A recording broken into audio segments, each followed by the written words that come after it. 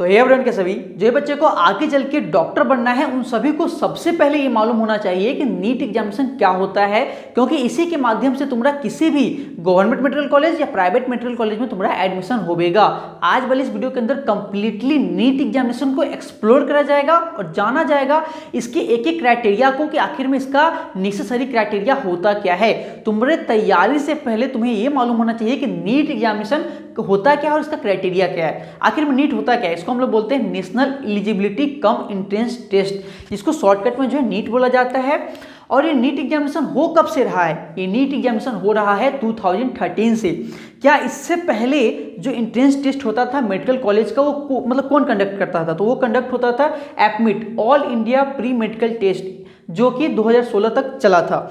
और जो जब तक नीट नहीं आया था उस समय से पहले जो है अलग अलग जो भी स्टेट हुआ करता था वो स्टेट वगैरह भी अपना जो है खुद का एंट्रेंस टेस्ट लेता था मेडिकल का और जो है एडमिशन लिया करता था। लेकिन जब नीट आया और जब 2016 तक नीट का भी एग्जामिनेशन होता था, इसका भी एग्जामिनेशन, एपमिट का भी एग्जामिनेशन होता था, स्टेट वाइज अपना भी मेडिकल एग्जाम लेता था। लेकिन उसके बाद सेंट्रल गवर्नमेंट कहा कि नहीं, ऑल ओवर इंडिया में सिर्फ एक ही मेडिकल टेस्ट होगा और मेडिकल एंट्रेंस टेस्ट होगा, और उस सबको जो है एक साथ मर्ज कर दिया गया किसके अंदर? नीट के अंदर। यानी अब जो है इंडिया में सिर्फ और सिर्फ एक ही मेडिकल एंट्रेंस टेस्ट होता है जिसका नाम है नीट। नीट के बारे में फुल बातें समझ में आ गई। ये मेडिकल टेस्ट का एंट्रेंस टेस्ट है, ऑल ओवर इंडिया में सिर्फ एक ही होता है। इसी के माध्यम से तुम्हारा गवर्नमेंट के अंदर मेडिकल कॉलेज के अंदर जाओगे और प्राइवेट मेडिकल कॉलेज में भी जाओगे, चाहे किसी भी कॉलेज में जाओगे। ठीक है, अब बात आता है कि इसका एग्जाम कंडक्ट कौन करता है। तो इसका एग्जाम कंडक्ट करता है एनटीए, नेशनल टेस्टिंग एजेंसी। इसके बारे में बहुत अच्छे से मालूम है। इसका एग्जाम कौन कंडक्ट करता था? एपमिट का। इसका एग्जाम कंडक्ट करता था सीबीएसई। ठीक है, अब नीट की बात करते हैं। देखो नीट जो होता है ना वो दो पार्ट में होता है। एक दो पार्ट में मतलब कि दो तरीका का होता है। एक होता है नीट यूजी और एक होता है नीट पीजी। हम लोग आज जो है बात कर रहे हैं नीट यूजी के बारे में, इसी के बारे में डिटेल में जानेंगे। लेकिन इसके बारे में जान लेते हैं नीट पीजी होता क्या है। देखो सबसे पहले नीट यूजी के माध्यम से ही बच्चे जो है एमबीबीएस के अंदर एडमिशन लेते हैं या जो है बीडीएस के अंदर एडमिशन लेते हैं। ठीक है, ये दोनों कोर्स जो है अप्रोक्सीमेटली 5-5 साल का होता है। अधिकांश बच्चों का ये चाह होता है कि मुझे जो है एमबीबीएस के अंदर ही एडमिशन लेना है। तो यहाँ पे हर एक बात को अच्छे से समझना है। एमबीबीएस को बोलते क्या है? Bachelor of medicine and bachelor of surgery.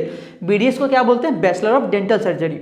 ये जो है पोस्ट ग्रेजुएट होता है। नीट पीजी इसका भी एग्जामिनेशन अंदर होता है, मतलब कि होता है। इसको इसमें जो है मेन जो है टॉप का कोर्स क्या क्या होता है?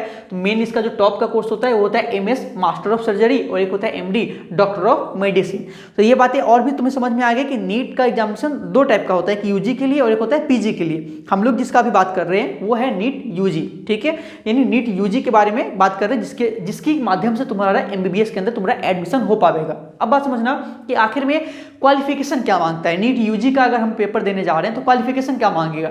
12th पास होना चाहिए, 12th पीसीबीसी होना चाहिए, फिजिक्स केमिस्ट्री बायो, और 12th में मिनिमम 50% तुम्हारा मार्क्स होना चाहिए। आगे की बात करते हैं, एज लिमिट क्या है। तो इसका जो एज लिमिट होता है वो 17 साल से लेकर 25 साल के बीच में तुम फॉर्म डाल सकते हो। 17 साल जो है आपका मिनिमम और मैक्सिमम तुम्हारा कितना होना चाहिए? 25 साल। इसके बीच में तुम फॉर्म डालते रहो। अब बात यह आता है, बहुत सारा बच्चा ये पूछेगा कि भैया अटेम्प्ट कितना होता है, कितने बार जो हम नीट का पेपर दे सकते हैं।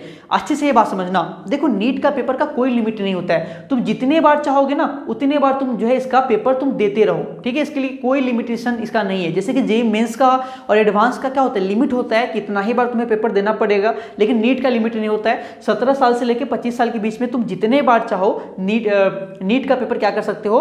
तुम देते रह सकते हो। इसके लिए कोई लिमिट नहीं है। ठीक है, अब बात आता है आगे का बात कि इसका एग्जामिनेशन किस मोड में होता है, इसका एग्जामिनेशन कैसे लिया जाता है। तो इसका एग्जामिनेशन ऑफलाइन होता है और ओएमआर सीट पर होता है। ओएमआर सीट मतलब जानते ही हो बहुत अच्छे से, जो रंग पेंट करने वाला काम होता है उस पर होता है। आगे की बात, पेपर किस लैंग्वेज में होता है। तो पेपर इसका हिंदी इंग्लिश तो होता ही है, और भी जो है रीजनल लैंग्वेज जो भी स्टेट का होता है उसके अनुसार होता है। जैसे गुजराती हो गया, तमिल हो गया, बहुत सारा लैंग्वेज में होता है। लेकिन जो भी रीजनल लैंग्वेज होगा उसके साथ साथ इंग्लिश तो जरूर रहेगा। ठीक है, तो ये बात भी तुम्हें समझ में बहुत अच्छे से आ गया। अब एक साल में तुम इसका पेपर कितने बार दे सकते हो। जैसे कि जेईई मेंस का एक साल में 2 बार पेपर होता है, लेकिन नीट का एक साल में तुम कितने बार पेपर दे सकते हो। तो नीट का जो है एक साल में तुम एक बार ही पेपर दे सकते हो। यानी नीट का पेपर एक साल में सिर्फ एक बार कंडक्ट किया जाता है। ये बात तुम्हें बहुत अच्छे से समझ में आ चुका होगा। अब बात आता है कि भैया इसका सिलेबस क्या होता है नीट का। तो नीट का जो सिलेबस होता है वो क्लास 11th और 12th होता है। इसीलिए जो बच्चे अभी क्लास 11th के हैं फोकस्ड होकर पढ़ना चालू कर रहे हैं। अगर आगे का तुम्हारा ड्रीम है डॉक्टर बनने का, MBBS डॉक्टर बनने का, तो आज से ही फोकस करके पढ़ाई करना पड़ेगा। 11th और 12th का सिलेबस इसका मोस्ट होता है BBI, और ऐसे जो है जब भी इसका पेपर आता है तो कुछ सिलेबस वगैरह अपडेट किया जाता है, निकाला जाता है, तो उसको भी जो है तुम देख सकते हो इनके ऑफिशियल वेबसाइट पर जाके। ये बात तुम्हें सिलेबस भी बहुत अच्छे से समझ में आ चुका होगा। अब बात ये आता है कि भैया इसका एग्जाम पैटर्न्स वगैरह क्या होता है, तो इसके बारे में अगली वीडियो में बताया जाएगा एग्जाम पैटर्न्स और कट ऑफ के बारे में कि आखिर में एग्जाम पैटर्न क्या होता है और कितना मार्क्स हम लावेंगे तब जाके हम जो है गवर्नमेंट मेडिकल कॉलेज के अंदर हमारा एडमिशन हो पाएगा या प्राइवेट मेडिकल कॉलेज के अंदर हमारा एडमिशन हो पाएगा MBBS के अंदर। ये जो है अगली वीडियो में कवर करा जाएगा, क्योंकि अगर इसके अंदर बताया जाए तो ये वीडियो लंबा हो जाएगा, तो इसको हम लोग अगली वीडियो में कवर करेंगे एग्जाम पैटर्न को और कट ऑफ को। और आगे की बात समझते हैं, आखिर में एक साल में नीट में कितना बच्चा पेपर देता है। तो एक साल में अप्रॉक्सीमेटली 16 से 17 लाख बच्चा जो है पेपर देता है। इस साल तो और भी क्रॉस कर गया, 18 लाख तक चला गया था नीट का बच्चा पेपर दिया था, यानी जे मेंस से भी ज्यादा। जे मेंस में तो 10 से 12 लाख ही होता है, इसमें समझ जाओ 16 से 17 लाख बच्चा एक साल में पेपर देता है। आगे क्वालिफाई कितना करता है, तो इस साल जो है अप्रॉक्सीमेटली 9 लाख बच्चा जो है इसमें क्वालिफाई किया था, यानी पास किया था। और इसमें कौन कौन बच्चा एग्जामिनेशन इसका दे सकता है, यानी इसका नेशनलिटी यानी कहाँ कहाँ का बच्चा एग्जामिनेशन दे सकता है, इंडिया का तो दे ही सकता है, और बाहर का अगर कोई इंटरेस्टेड स्टूडेंट हो तो वो भी जो है इसका एग्जामिनेशन देकर यहाँ पे मेडिकल कॉलेज के अंदर एडमिशन लेकर अपना पढ़ाई कर सकता है। ये बात समझ में आई। अब समझना कि आखिर में इंडिया के अंदर टोटल कितने MBBS सीट पे जो है नीट का एग्जामिनेशन होता है। तो यहाँ पे देख लो टोटल सीट गवर्नमेंट कॉलेज के लिए भी और प्राइवेट कॉलेज के लिए भी। टोटल इस साल जो है गवर्नमेंट कॉलेज के लिए 322 कॉलेज था और प्राइवेट 290 कॉलेज था, जिस पर जो है नीट का एग्जामिनेशन लिया गया था। MBBS के लिए जो है, BDS के लिए और भी बहुत सारा सीट्स के लिए। ठीक है, तो हम लोग अभी बात कर रहे हैं MBBS सीट का। तो total MBBS seat government medical college के अंदर कितना था, 48,012, और प्राइवेट मेडिकल कॉलेज के अंदर टोटल MBBS का सीट कितना था, 43,915।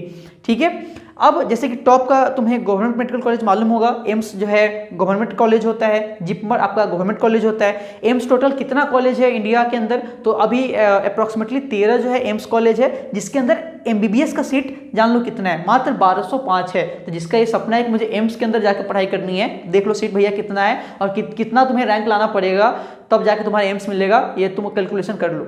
आगे की बात, जिपमर जो है ये भी ऑल ओवर इंडिया में मात्र 2 है और दोनों पुडुचेरी के अंदर ही है। पुडुचेरी जो आपका यूनियन टेरिटरीज है उसके अंदर है, और इसमें टोटल 200 सीट होता है MBBS का, 150 सीट होता है पुडुचेरी वाला ब्रांच के अंदर, और एक 50 सीट होता है इसी का कारिकल का ब्रांच के अंदर। ये दोनों ब्रांच जो है जिपमर का पुडुचेरी के अंदर ही है। तो ये बातें भी तुम्हें समझ में आ चुका होगा कि टोटल सीट्स किस टाइप से डिवाइड किया गया है। ठीक है, अगर किसी भी बच्चा का एडमिशन किसी भी नीट कॉलेज के अंदर हो जाए, गवर्नमेंट में या प्राइवेट में, तो आखिर में उसका कोर्स भी कितना पड़ेगा, 7 से 10 लाख रुपया खर्च पड़ेगा तुम्हारा गवर्नमेंट कॉलेज में, और प्राइवेट कॉलेज में यही तुम्हारा 20 से जो है 1 CR तक पहुंच सकता है। 1 CR मतलब उसको भी क्रॉस कर सकता है, यानी प्राइवेट कॉलेज के अंदर थोड़ा फी जो है स्ट्रक्चर उसका ज्यादा हो। देखो सब बच्चा का तो यही एक सपना होता है कि मुझे जो है MBBS में एडमिशन लेना है, लेकिन अगर किसी बच्चा का MBBS में एडमिशन ना हो पाया उसके कम मार्क्स के कारण, तो उसे और भी जो है बाकी कोर्स में एडमिशन उसको मिल सकता है, जैसे कि हो गया BHMS, BAMS, ये सब कोर्सेज 5 साल का होता है, और भी बहुत सारा जो है मेडिकल कोर्स होता है, उसमें जो है उसका एडमिशन हो पाता है नीट के माध्यम से। सिर्फ MBBS में ही नहीं, MBBS में जो टॉप मारे हुए होते हैं उनको एडमिशन हो पाता है, जिसको थोड़ा बहुत कम मार्क्स आया हुआ होता है उसको बाकी भी कोर्सेज के अंदर एडमिशन हो जाता है। ये टोटल नीट का एक एक डिटेल मैंने तुम्हें बतलाया है। बाकी जो एग्जाम पैटर्न और कटअप के बारे में रह गया वो अगली वीडियो में आ जाएगा। इसमें अगर कोई भी और क्वेश्चन है कमेंट सेक्शन में डाल दो ना, अगली वीडियो में उसको जरूर सॉल्व करा जाएगा। तुम अच्छे से अगर प्रिपरेशन करोगे एक ना एक दिन जरूर सेलेक्ट ले लोगे और अपना सपना जरूर पूरा करोगे। तुम्हारे सिलेक्शन के लिए और तुम्हारे प्रिपरेशन के लिए ऑल द बेस्ट। मिलते हैं अगली वीडियो में। Have a good day, bye bye, take care.